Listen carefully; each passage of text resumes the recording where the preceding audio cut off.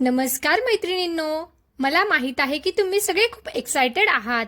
ठरलं तर मग या मालिकेच्या आजच्या बुधवार 2 एप्रिलच्या एपिसोडमध्ये काय घडलं ते जाणून घेण्यासाठी. तर चला मग वेळ न घालवता सायली आणि अर्जुनच्या आयुष्यात काय घडलंय ते आपण जाणून घेऊया.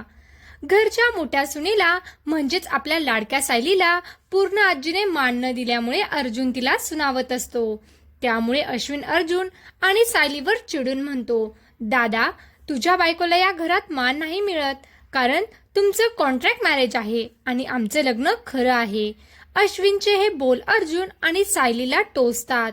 अर्जुन दुःखी होऊन म्हणतो, तुम्ही अजून किती दिवस आम्हाला हेच दूषण लावणार आहात की आमचं लग्न कॉन्ट्रॅक्ट मॅरेज आहे. पण आता आमचं खरं लग्न झालंय हे तुम्ही का विसरलायत? आणि जेव्हा आमचं कॉन्ट्रॅक्ट मॅरेज होतं तेव्हा सुद्धा मिसेस सायली घरातील लोकांच्या भल्याचा विचार करायच्या, परंतु अश्विनची बायको फक्त घरात भांडण लावते. हे ऐकून अश्विन खूप चिडतो आणि चक्क अर्जुनला बोट दाखवून म्हणतो, दादा, यानंतर माझ्या बायकोला असं बोलायचं नाही, नाहीतर त्याचे परिणाम खूप वाईट होतील. अश्विनचा हा रुद्रावतार पाहून सायली अश्विन समोर हात जोडून म्हणते, अश्विन भाऊजी, आता वाद नका वाढवू. मला कोणत्याही दागिन्यांची गरज नाहीये.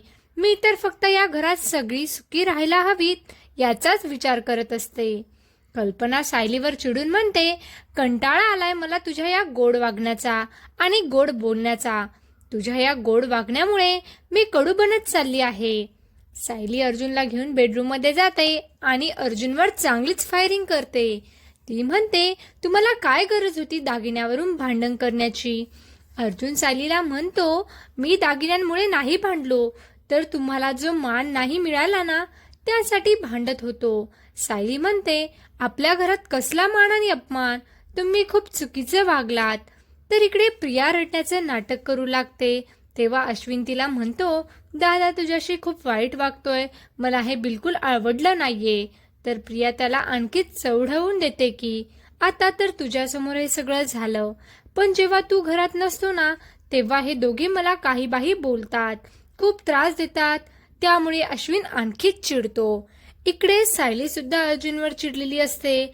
अर्जुन तिला आनंदाची बातमी सांगतो की प्रिया ज्या कॅफेत जायची त्या कॅफेत जाऊन मी चौकशी केली आणि मला तिथे प्रिया आणि साक्षी एकमेकींना भेटतात याचा सॉलिड पुरावा मिळाला आहे. सीसीटीव्ही फुटेज हाती लागली आहेत. त्यामुळे सायली खुश होते. इकडे प्रिया अश्विनला सांगते की सायली, तू दुतोंडी आहे. तिचे खायचे दात आणि दाखवायचे दात वेगळे आहेत. सगळ्यांसमोर मी किती चांगली साधी भोळी आहे हे दाखवण्यासाठी ती प्रयत्न करते आणि मला वाईट करते. अश्विन प्रियाला जवळ घेतो आणि म्हणतो, यानंतर मी तुला कोणताही त्रास होऊ देणार नाही. अश्विन किती मूर्ख आहे हा विचार करून प्रिया खुश होते. अर्जुन सायलीला त्या कॅफेमधील सीसीटीव्ही फुटेज दाखवतो जिथे साक्षी आणि प्रिया एकमेकींना भेटत होते. यावरून सायली म्हणते की आता आपल्याला कोर्टात हे सिद्ध करता येईल ना की प्रियाने खोटी साक्ष दिली होती. तर अर्जुन म्हणतो, नाही, एवढा पुरावा पुरेसा नाहीये, आपल्याला आणखीन पुरावे शोधावे लागतील. पण सुरुवात तर चांगली झाली आहे. दुसऱ्या दिवशी सकाळी सायली रूममध्ये येते तेव्हा अर्जुन तिच्याशी बोलण्याचा प्रयत्न करतो, पण सायली म्हणते की मला खूप कामं आहेत. अर्जुन तिची मदत करण्यासाठी चक्क साडीची घडी घालू लागतो, परंतु त्याला साडीची नीट घडी घालता येत नाही. यावरून सायली त्याच्यावर खूप हसते. तर महिपत प्रियाला फोन करून चांगलंच फैलावर घेतो आणि म्हणतो, तेथे काय तू फक्त खायला प्यायला आणि झोपायला गेली आहेस का? ते दोघे नवरा बायको आमच्या विरुद्ध काय काय पुरावे शोधून काढतायत याबद्दलची सगळी माहिती मला हवी आहे. प्रिया चिडून म्हणते, आता काय मी त्यांच्या बेडरूम मध्ये घुसू का? तर महिपत म्हणतो, हो घुस, पण मला सगळी माहिती हवी आहे, नाहीतर मी तुझ्या अंगात गोळ्या घुसवेल. महिपतला घाबरून प्रिया अर्जुन आणि सायलीच्या रूम मध्ये येते आणि त्यांना म्हणते की मला सगळ्या गोष्टी विसरून जायच्या आहेत. तुम्हाला मला मदत करायची आहे, त्यासाठी मी तुमची रूम साफ करायला आली आहे. यावर अर्जुनला एक छान कल्पना सुचते आणि तो म्हणतो चक्क प्रियाला, तू आमची रूम नको साफ करू, मी तुला आणखी काम देतो.